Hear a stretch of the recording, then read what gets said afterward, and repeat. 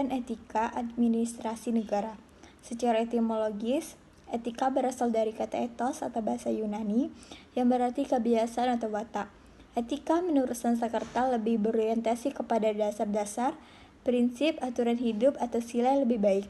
Sedangkan etika menurut Bertels adalah kebiasaan, adat, atau akhlak dan watak. Yang kedua ada pengertian etika administrasi negara.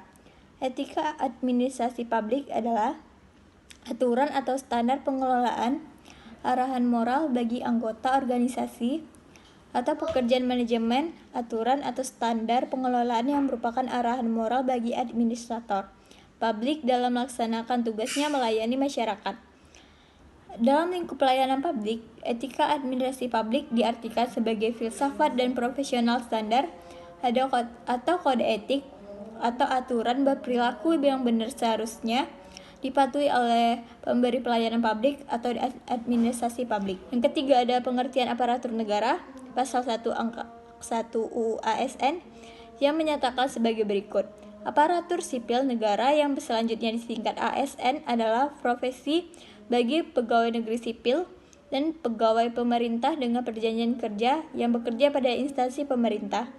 ASN merupakan suatu profesi bagi PNS dan PPPK sebagai pegawai ASN yang bekerja pada instansi pemerintah. Baiklah, saya akan melanjutkan pembahasan dari teman saya mengenai fungsi, tugas, dan peran para aparatur negara. Fungsi para aparatur negara dalam ketentuan pasal 10 Undang-Undang ASN itu telah mengatur mengenai tugas pegawai ASN, yakni yang pertama pelaksana kebijakan, yang kedua pelaksana publik, dan yang ketiga perekat dan pemersatu bangsa. Kemudian tugas para aparatur negara. Ketentuan pasal 11 Undang-Undang ASN diatur pula mengenai tugas yang diemban oleh pegawai ASN, yakni 1. Melaksanakan kebijakan yang dibuat oleh pejabat pembina kepegawaian sesuai dengan ketentuan perundang-undangan. Kemudian yang kedua, memberikan pelayanan publik yang profesional dan berkualitas. Yang ketiga, mempererat persatuan dan kesatuan negara Republik Indonesia. Kemudian peran para aparatur negara. Terkait dengan peran ASN, menurut ketentuan pasal 12 Undang-Undang ASN menyatakan bahwa pegawai ASN sebagai perencana, pelaksana, dan pengawas penyelenggara tugas umum, pemerintahan dan pengembangan nasional melalui pelaksanaan kebijakan dan pelayanan publik yang profesional, bebas dari intervensi politik, serta bersih dari praktisi politik, korupsi dan kolusi serta nepotisme. Selanjutnya saya akan menjelaskan tentang kode etik aparatur negara.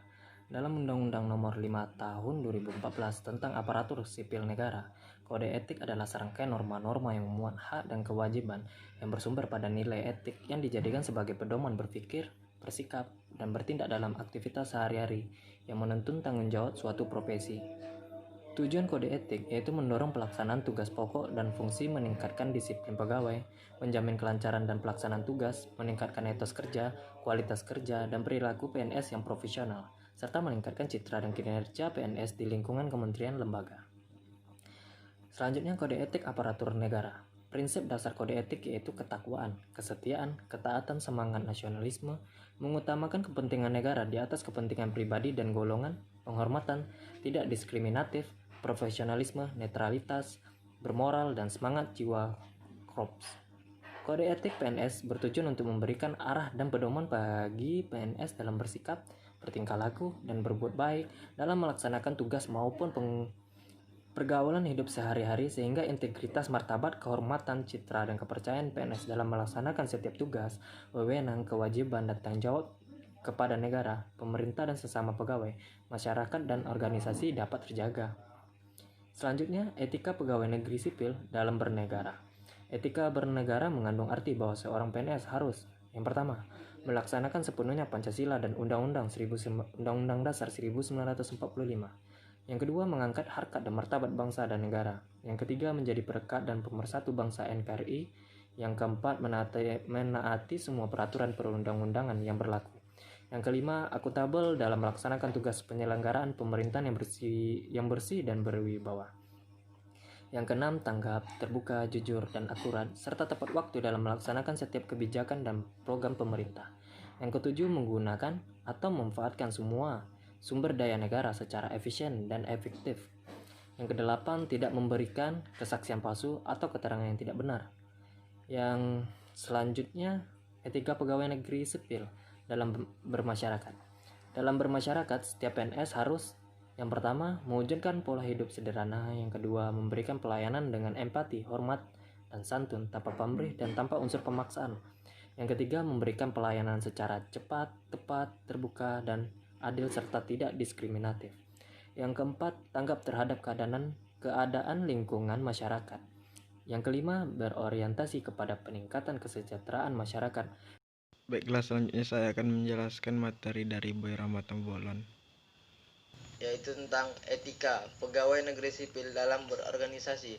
Etika berorganisasi maksudnya adalah bahwa seseorang PNS itu harus, yang pertama, melaksanakan tugas dan wewenang sesuai ketentuan yang berlaku. Yang kedua, menjaga informasi yang bersifat rahasia. Yang ketiga, melaksanakan setiap kebijakan yang ditetapkan oleh pejabat yang berwenang. Yang keempat, membangun etos kerja untuk meningkatkan kinerja organisasi. Yang kelima, menjalin kerjasama secara kooperatif dengan unit kerja lain yang terkait. Yang keenam, memiliki kompetensi dalam pelaksanaan tugas.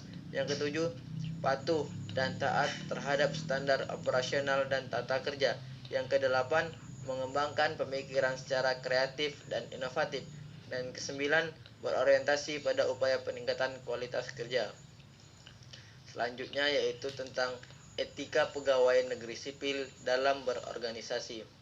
Maksudnya adalah bahwa seseorang PNS itu harus, yang pertama, saling menghormati sesama warga negara yang memeluk agama atau kepercayaan yang berlainan.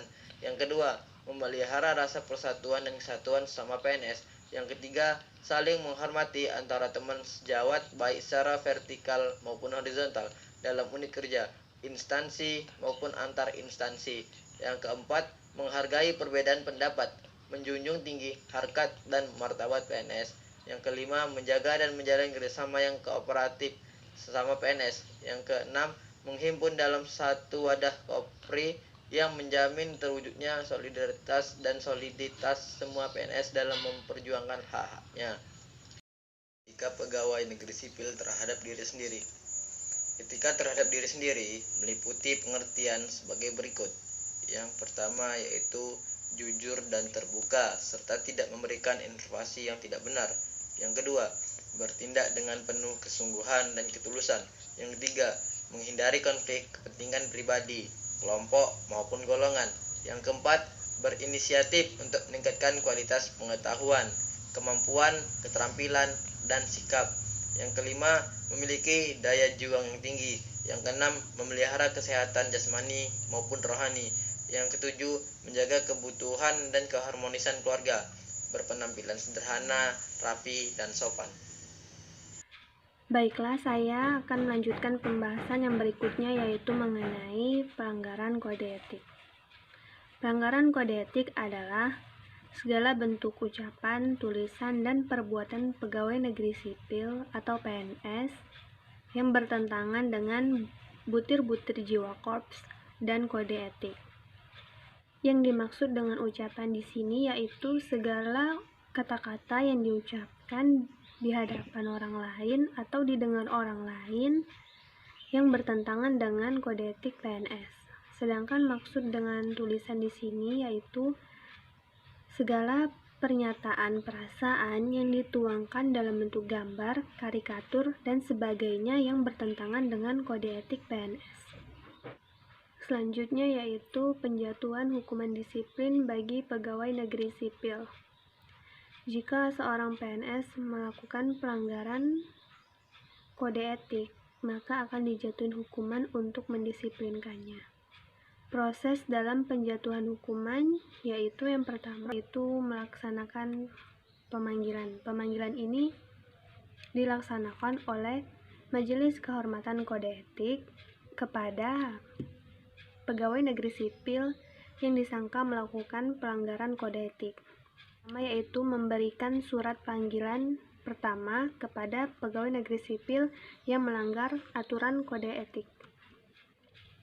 Jika pada pemanggilan pertama PNS yang bersangkutan tidak memenuhi panggilan tersebut, maka akan diberikan surat pemanggilan yang kedua oleh Majelis Kehormatan Kode Etik. Yang kedua yaitu melakukan pemeriksaan. Sebelum melakukan pemeriksaan, Majelis Kehormatan Kode Etik akan mempelajari terlebih dahulu laporan atau bahan-bahan mengenai pelanggaran kode etik yang dilakukan oleh pegawai negeri sipil yang bersangkutan. Selanjutnya yaitu penjatuhan hukuman. Penjatuhan hukuman bertujuan untuk memperbaiki dan mendisiplinkan pegawai negeri sipil yang melanggar kode etik PNS. Selanjutnya yaitu mengenai penyampaian hukuman. Penyampaian hukuman dapat dilakukan melalui dua cara. Yang pertama yaitu penyampaian hukuman secara tertutup dan yang kedua penyampaian hukuman secara terbuka. Penyampaian hukuman secara tertutup ini hanya diketahui oleh PNS yang melanggar kode etik dan pejabat yang menyampaikan pernyataan hukuman tersebut. Sedangkan pernyataan hukuman secara terbuka yaitu dilakukan melalui forum-forum peresmian seperti pada saat upacara bendera atau pada media massa. Selanjutnya yaitu mengenai keberatan atas hukuman. Keputusan tentang hukuman pelanggaran kode etik yang dilakukan oleh PNS yang bersangkutan sudah ditetapkan oleh Majelis Kehormatan Kode Etik yang keputusan tersebut bersifat final. Artinya, pegawai negeri sipil yang melakukan pelanggaran kode etik tidak dapat melakukan pengajuan keberatan hukuman. Pembahasan selanjutnya akan disampaikan oleh Novira Sari. Landasan-landasan etika bagi aparatur negara dalam ketentuan Pasal 3 Undang-Undang Nomor 5 Tahun 2014 tentang ASN. ASN sebagai profesi berlandaskan pada prinsip sebagai berikut. 1. Nilai dasar. 2. Kode etik dan kode perilaku. 3. Komitmen integritas moral dan tanggung jawab pada pelayanan publik. 4. Kompetensi yang diperlukan sesuai dengan bidang tugas. 5. Kualifikasi akademik. 6. Jaminan perlindungan hukum dalam melaksanakan tugas. 7. Profesionalitas jabatan. Landasan-landasan etika bagi aparatur negara dalam ketentuan Pasal 4 Undang-Undang Nomor 5 Tahun 2014 tentang ASN. Nilai dasar sebagaimana dimaksud dalam Pasal 3 huruf A meliputi 1. Memegang teguh ideologi Pancasila. 2. Setia dan mempertahankan Undang-Undang Dasar Negara Republik Indonesia tahun 1945 serta pemerintahan yang sah. 3. Mengabdi kepada negara dan rakyat Indonesia. 4. Menjalankan tugas secara profesional dan tidak berpihak. 5. Membuat keputusan berdasarkan prinsip keahlian. 6. Menciptakan lingkungan kerja yang non-diskriminatif. 7. Memelihara dan menjunjung tinggi standar etika yang luhur. 8. Mempertanggungjawabkan tindakan dan kinerjanya kepada publik. 9. Memiliki kemampuan dalam melaksanakan kebijakan dan program pemerintah. 10. Memberikan layanan kepada publik secara jujur, tanggap, cepat, tepat, akurat, berdaya guna, berhasil guna, dan santun. 11. Mengutamakan kepemimpinan berkualitas tinggi. 12. Menghargai komunikasi, konsultasi, dan kerjasama. 13. Mengutamakan pencapaian hasil dan mendorong kinerja pegawai. 14. Mendorong kesetaraan dalam pekerjaan. 15. Meningkatkan efektivitas sistem pemerintahan yang demokratis sebagai perangkat sistem karir.